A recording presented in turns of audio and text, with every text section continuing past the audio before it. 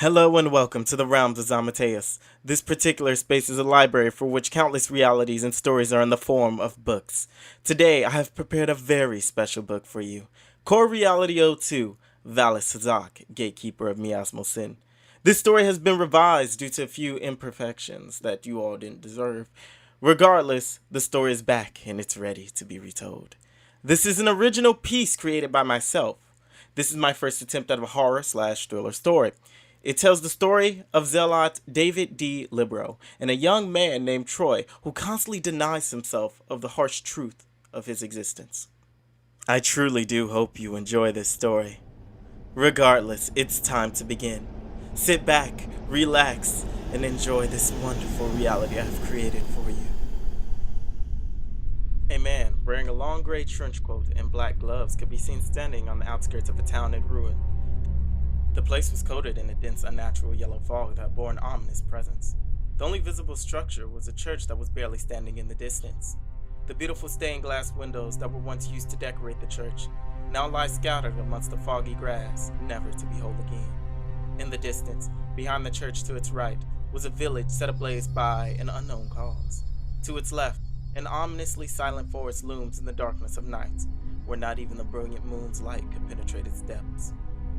The man swallowed loudly and loosened his coat just a bit to ease his tension.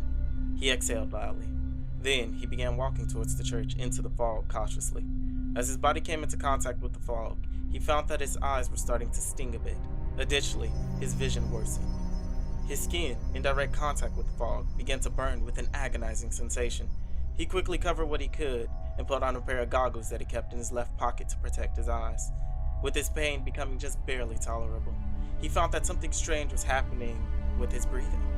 His lungs were beginning to gain a burning sensation.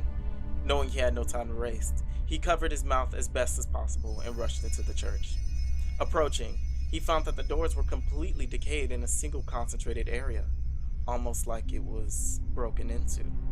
He halted to examine the door for a moment, but soon cautiously continued into the church. As he entered slowly, he immediately broke out into a cold sweat and became nauseous from an overwhelming aura of the place.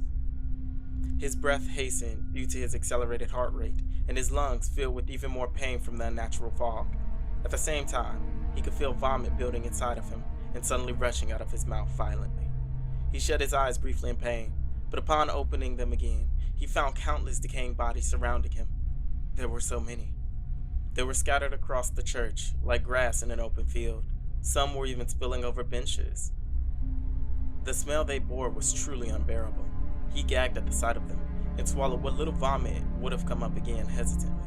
Slightly weakened by this, he held on to a nearby bench covered in blood and an odd substance. The substance piqued his interest. Slowly, he raised his hand towards his face to examine the substance now on his glove and found that it was a type of bacteria capable of rapidly dissolving human flesh, otherwise known as Miasmal. The man looked back up slowly and continued heading to the altar of the church in hopes of finding answers to what had happened to the town and its people. With each step, the man found himself with no choice but to walk over the deteriorated bodies of the townsfolk. As a result, he found himself making countless unsettling noises. The squashing of exposed internal organs, the crunching of weakened exposed bone, and even the oozing sounds of liquefied mesh from what used to be human flesh kept him in an uneasy state. Drawing closer to the altar, he found himself unable to bear much more. He halted, standing in a pool of fresh blood and decay. He clenched his fists in pain and sorrow. As he did, an uneasy surge of shivers raced through his body, causing his hair to stand a bit. Ultimately, he knew that standing still would only make his surroundings worsen by the second, so he pushed forward. But as he took a step forward, his eyes widened to a sight that shook his very core. He quickly found himself looking into the decaying eyes of a little girl clenching her blood-covered teddy bear. The man noticed that there were signs on her face that she had been crying before she passed. He swiftly aborted his eyes from the sight, but immediately found what could be the girl's parents decaying and reaching towards her not much farther away. He stood speechless for a moment. Slowly, he raised his hand towards his goggles to remove them temporarily and wipe away his tears. Without further delay, he continued to the altar. When he arrived, he found a decayed young man, perhaps in his early 20s, holding a journal with a single blood-written word on it: truth. The man grabbed the journal out of the young man's decayed hands and began to read it from the beginning. He thought, perhaps this journal will hold the truth to what happened here. In our world exist creatures that outstrip even the boundaries of human imagination. Some seek ruin in hopes of pushing humanity towards damnation, while others use us as instruments of violence against one another. And arguably the worst of them only see us as playthings. If you had told me this just a few hours ago, that monsters, demons, and gods existed, I wouldn't have believed you. I would have branded you as insane and not given a second thought about it. But now that my eyes are open to the truth, I will share with you my encounter with one of these monsters, in hopes that you'll learn the truth about humanity's fruitless existence. Exactly 24 hours ago, a young man named Troy, nowhere past his early 20s, could be seen awakening on his bed to an unsettling news report being broadcast on his television. It immediately got his attention. Welcome back to this breaking news report. Attempted communication with Alistair Town just east of us in Greensboro is still ongoing. Travelers coming from that direction claim to have noticed a strange yellow fog coming from the town. Investigations are still ongoing as the reporter stated, suddenly being interrupted by Troy turning off the television from his bed. He scoffed at the news report and headed to his private bathroom off in the corner to the right side of his room. As he entered, he closed the door behind him. Just as he began to pull down his boxers to relieve himself of his morning urine, his heart suddenly started to race with an unnatural anxiety. His breath hastened, then suddenly staggered from an intense pressure nearby. His attention was slowly turned towards his open bathroom window. There he gazed out into the abyss of the nearby forest in a dazed way. Suddenly, he found his hands wouldn't stop shaking in fear. He broke out into a cold sweat and gained a dazed sensation that caused him to wobble a bit. Something was watching him from deep within the forest. Slowly, Troy began to regain his senses. His trembling hands could be seen moving towards his face, and in that instant, he slapped himself hard. What the hell am I doing? All this stupid news about nonsense has gotten me all paranoid, he said, walking towards the bathroom window to shut it forcefully. Afterwards, he went back to the toilet to urinate and prepare for the day. About half an hour later, he emerged from his bathroom fully clothed in a type of school uniform. To his surprise, he noticed his little sister Amanda playing on his bed with her fluffy teddy bear. She quickly noticed him and hugged her teddy bear tightly. As she did, she turned her head ever so slightly to the side and adorably asked her big brother, Why do you always wake up so late for school, big brother? Are you that much of a glutton for trouble? He approached his computer desk near the door and grabbed his book bag. Slowly, he turned towards his little sister and rubbed her head, smiling. Yeah, I guess you could say something like that. Oh, and for the record, I'm only late to first period. It's no big deal, Troy stated, leaving his younger sister in his room and heading downstairs. The ground floor of his parents' house was decorated in abundance with a religious figure known as Datex. The figures ranged from portraits to miniature statues. He approached the closest statue and kneeled down in front of it to stare it in its eyes. He soon thought to himself, in ancient scripts, records recognized Datex as a god of benevolence. It said that during a time known as Ragnarok, many gods dormant in the earth, even some off this world, surfaced to fought for dominance. Those so-called gods scorched, drowned, and plagued, and even blighted the earth. The holy scriptures of my parents' religion claims that all but one god slaughtered humans like livestock. Its name was Datex, a creature that walked on 4 legs and bore 4 powerful feather-filled wings. It's claimed that even a single wing beat at its full strength could reverse even the rotation of Earth. And that's the flaw of religion. It's too damn unbelievable. Monsters, gods, and even demons don't exist. It's just all constructs of delusional people's imaginations. I'm not about to waste my life with stupid shit like that. Troy stood, pushing the statue of Datex back just enough to wobble it. As he did, he noticed his parents in the kitchen doing their mandatory morning prayer. Without a second's thought, he quickly slipped out of the house undetected and headed to school just a few blocks away. On his left was a beautiful forest known as Acer Woods. It's famous for producing the most delectable fruits, ranging from apples to pears. Rumor has it that it's known for producing a golden apple once every spring. To his right was a downward sloped view of the supermassive lake known as Utreon. People claim that the lake is bottomless, and within its depths reside a monster capable of controlling any liquid. Directly ahead of him, no more than perhaps 5 blocks away, was one of 3 academies found in Greensboro, Interseal Academy. It also just so happens that this was his school. Suddenly, Troy's phone goes off with a text message from his father stating that it was wrong of him to leave without praying first. Troy merely rolled his eyes to it and stated that he prayed before he left his room this morning. Less than a minute later, his father responded by telling him to come straight home after school. Troy assumed that it had something to do with the church and immediately put his phone away. As he did, he suddenly got a standing cold feeling on the back of his neck. His hair stood. He became staggered and hesitant to take another step. His stomach quickly dropped. It filled with anxiety and unease overwhelmed him. His heart raced so loudly that he could hear it loud and clear. Suddenly, a cold sweat began to form on his forehead, and it slowly rolled down to his chin, where it gathered and dripped slowly to the ground. Suddenly, he heard a dark voice coming from behind him. A pale hand could be seen reaching towards Troy's face from behind. Tell me, boy, what is it you believe in? The voice stated, casually fading from behind him. Troy noticed that the hand had disappeared, and he immediately turned around only to find that nothing was behind him. Troy seemed hesitant to speak at first. I don't believe in anything. Not a god, not a demon, and especially not a monster, he shouted at seemingly nothing. It was then that he noticed a few students walking past him and looking at him as if he were crazy. He paused for a moment. I need to calm down. I'm just hallucinating, that's all. That voice, that hand, these feelings, none of them are real. I'm not crazy, and shit like monsters and stuff don't exist. If that is what you must tell yourself to keep afloat in this ocean of madness and insanity, then so be it. However, understand that you live in a world plagued with impossibilities. To assume that something is impossible, even when proof of its existence surrounds you, is sheer ignorance. The deep voice stated, in slight hostility. Troy quickly looked for where the source of it was. Driven by pure curiosity, his fear was suppressed, and he found what looked like a fully cloaked man sitting atop a garbage can. The man didn't look human to Troy. His body was out of proportion. The man's face was completely blacked out by the shade of his hood. Who are you? And why are you telling me this? Troy aggressively asked.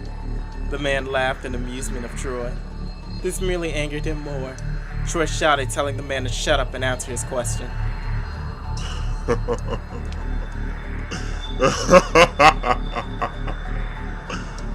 am I, you ask? Well, since you're going to die soon, I might as well give you the information you want. The man stated, suddenly disappearing in a black haze and teleporting directly in front of Troy's face. He laughed a wicked laughter and grabbed Troy's chin, restricting the young man's movements completely somehow.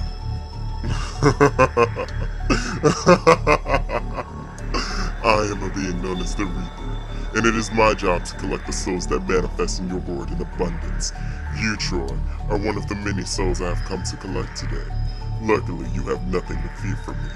I am not the one who will be killing you. That privilege belongs to some other being entirely. However, I will be looking forward to seeing how your existence is extinguished and claiming that very tasty soul you bear. He stated, ominously chuckling and fading away. Troy immediately fell to his knees in sinking shock. He quickly grabbed his head in pain and tried to shake himself out of it. That wasn't real! I'm just hallucinating. Yeah, it's all an hallucination. That expression on those students' faces from earlier, the way they looked at me, they thought I was crazy because I was talking to myself. If someone really was there, then they definitely would have freaked out as well. Or at least they wouldn't have looked at me the way they did. That proves it. I'm not insane. I'm not crazy. Slowly, he opened his eyes and noticed that his watch was reading that it was 10 past 8:30. Without further delay, he hurried to school and arrived much later than he expected to. As a result, his homeroom teacher forced him to stand outside of the classroom for the remaining 20 minutes of class. As Troy stood there in dead silence and isolation, his mind couldn't help to think back of that strange man from earlier. What if that man had some truth to what he was saying? What if monsters, demons, and gods do exist? If they really do, then why don't people seem to know about them? And why hasn't humanity made countermeasures for them? I mean, if something as powerful as a god was real, would we as humans even be able to stop such a creature? Wait a second. Could religion somehow factor into all of this? What am I even saying? That shit doesn't exist. It's not real. Nothing about it is real. He shouted, slamming his hand against the ground. Suddenly, the only sound that could be heard was the sound of his panting. Soon, an ominous silence filled the empty hallways. Troy lifted his head, noticing the abnormal silence. He stood suddenly and got a strange sensation that he was being watched by something. His heart raced, and he grew increasingly more nervous by the second.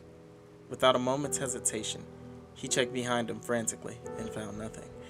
Looking back in the opposite direction, he noticed an open window at the end of the school's long hallway. The window seemed to be opened outwards towards Acer Woods. Troy immediately broke into a cold sweat, and as he did, his vision narrowed and blurred around the window. He became dazed and stumbled around as he unconsciously walked towards the window. With his body growing increasingly more weak by the second, he quickly tripped over himself and lost consciousness. Meanwhile, just outside the window, a pair of glowing yellow eyes could be seen in the deep opening of the forest. Slowly, an ominous yellow fog could be seen emerging from the forest and beginning to spill into the town. Meanwhile, in the depths of Troy's head, he could be seen standing in a pitch-black abyss alone. With a panicked expression, he tried his best to scream, but nothing came out. Suddenly, he began to hear twisted whispers echoing in the dark abyss.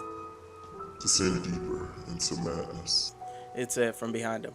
Troy turned to look and found nothing but darkness. Slowly, his panting was the only thing that could be heard in the void. Second by second, his breathing picked up. He quickly began to hyperventilate, placing his hand over his heart and examining his own abnormal heart rate. He turned around and found himself staring into the face of a monster that seemed to be decaying.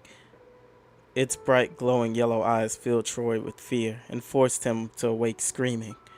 He immediately shot up from the infirmary bed he found himself on. It was just the beginning of late afternoon. Quickly trying to calm himself, he found that he was in the school's infirmary. However, he was alone. Holding his head down to catch his breath, he looked to his left, outwards towards the window, and found a bloody handprint on it. He jumped out of bed in fear and fell to the ground in pain. But as he landed, he suddenly felt a painful stinging on his skin. He quickly looked down and found that a dense yellow fog was hanging low to the ground, but steadily rising. He stood in panic and rushed out of the school's infirmary to a truly maddening sight.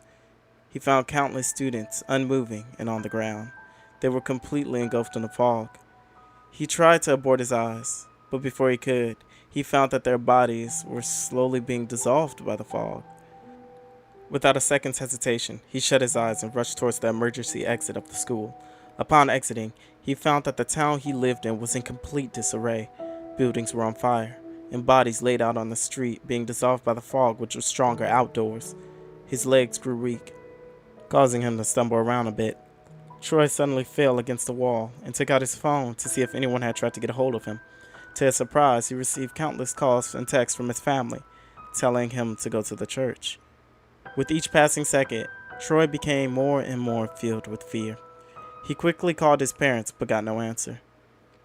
He started to cry and call his little sister, only for the phone to ring for a few minutes before going straight to voicemail. Troy immediately threw his phone down and rushed towards the church. As he ran, he passed a few survivors. Many of them were disoriented and vomiting. Some collapsed and died on the spot. However, there was one sight that sent his stomach turning. It was that of a dead infant that had its face crushed by what looked like a grown man's footprint. Troy stopped and immediately fell to his knees, now holding his aching stomach. "I can't take this anymore. It's too much," he cried, ignoring the pain that his skin was enduring from the fog. He held his head tightly and screamed at the top of his lungs in sheer agony. As he did, he suddenly got the feeling that he was being watched. He immediately stood in fear and quickly looked around for the source. Slightly in the distance, the sound of another person could be heard screaming. However, it fell just short of a complete one. Trey somehow knew that whoever was screaming was now dead. In sheer fear that he would be next, he hurried to the Church of Dadex, where his parents said they would be. As he arrived at the front gate, a feeling of hopelessness overcame him. As he looked on, he found that the front gate had been completely trampled over. There were tracks on the ground leading into the church that couldn't have been from a human. Slowly, Troy walked into the church's doors, hoping that his assumptions weren't correct. However, upon entering, he was met with an ungodly smell. It was that of death and decay. With that final strain, he lost all hope. He stumbled towards the altar. On his way there, he passed what was clearly his decaying parents, and sister that he loved dearly. As he arrived at the altar, he stood behind it and laughed like a madman. So this is truth? God's demons and monsters truly do exist. Tell me, God, why didn't you come save your followers? In the very end, they all flocked to your church in hopes that their so-called savior would come save them. There's no point to religion. It's merely something that people use to keep themselves sane in this shit world you created. You know, I'm glad I didn't waste my time with it. Regardless, I'm going to die here. I might as well write down my final thoughts. I just hope that someone comes along and finds them. The truth needs to be known, and people shouldn't have to waste their lives believing in a God that doesn't care about its subjects. He said, sitting down in the fog and writing in a small journal that he kept in his pocket. Meanwhile, just outside the church, a monster wearing a coat of decayed flesh could be seen approaching. Its body leaked a yellow fog in abundance. Its teeth were jagged, it was skinny, and it reeked unlike anything this world has ever known. Slowly, it opened its double-jawed mouth and stood on its hind legs while it sucked in the surrounding fog. In a matter of seconds, it fired a powerful smoke beam of flesh-eating bacteria disguised as fog into the church. Oh, I'm glad I didn't waste my time with it. Regardless, I'm going to die here. I might as well write down my final thoughts. I just hope that someone comes along and finds them. The truth needs to be known, and people shouldn't have to waste their lives believing in a God that doesn't care about its subjects. He said, sitting down in the fog and writing in a small journal that he kept in his pocket. Meanwhile, just outside the church, a monster wearing a coat of decayed flesh could be seen approaching. Its body leaked a yellow fog in abundance. Its teeth were jagged, it was skinny, and it reeked unlike anything this world has ever known. Slowly, it opened its double-jawed mouth and stood on its hind legs while it sucked in the surrounding fog. In a matter of seconds, it fired a powerful smoke beam of flesh-eating bacteria disguised as fog into the church. Back in present time, the man could be seen closing the journal. Damn, kid, you were so close to the truth. The real truth is God doesn't stand by and do nothing. Many trust in living things to do and solve their own problems. However, when the problem in question becomes so big that not even living things have a chance in hell of dealing with it, they bestow a fraction of their power to an individual they know will resolve the issue. With that power, the single person is now capable of dealing with even the worst of monsters and demons. Those individuals are known as Zealots, and I just so happen to be the one sent by Dadex. I truly am sorry that I was late, but I'll assure you a safe passage into the afterlife, he stated, closing the book and standing. Suddenly, the man could hear his partner telepathically speaking with him. "David, behind you! It's Valis Azak!" she shouted. David quickly turned and drew his gun towards the monster. "Now, Gatekeeper of Miasmal Sin, Hazak, this is where you die," David stated calmly. Valis immediately rushed towards David. His eyes narrowed, and he prepared to leap over the monster. As he did, incendiary grenades could be seen dangling from inside his trench coat. He smirked, pulling a pin on one of them and dropping it on the monster. With little delay, he landed and rushed out of the church before it exploded in brilliant flames. His partner could be heard once again. "David, that was good. Valis is weak to attacks like that. However, I'm getting possibilities that it can regenerate. If that's the case, you'll need to deal more damage than it can heal," she stated. David nodded and watched as the church collapsed around Valis. "You want more?" he asked, pulling out a large revolver. In that instant, Valis could be seen rushing out of the breeze and towards David once again. Completely calm, David fired a single shot that hit Valis in the forehead and staggered it. Slowly, he approached, continuously firing round after round into the monster's skull.